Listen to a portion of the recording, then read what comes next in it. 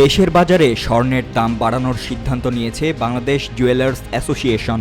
এবার ভরিতে ১,১৬৬ টাকা বাড়িয়ে ২২ ক্যারেটের এক ভরি স্বর্ণের দাম ১,৩৮,৩৯৩ টাকা নির্ধারণ করা হয়েছে। মঙ্গলবার থেকেই নতুন এই দাম কার্যকর হবে। সোমবার সন্ধ্যায় এক বিজ্ঞপ্তিতে এই তথ্য জানিয়েছে বাজুস।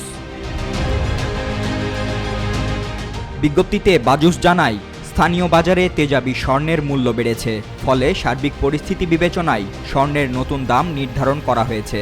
নতুন দাম অনুযায়ী প্রতি ভরি ২২ ক্যারেটের স্বর্ণের দাম পড়বে ১,৩৮,৩৯৩ টাকা।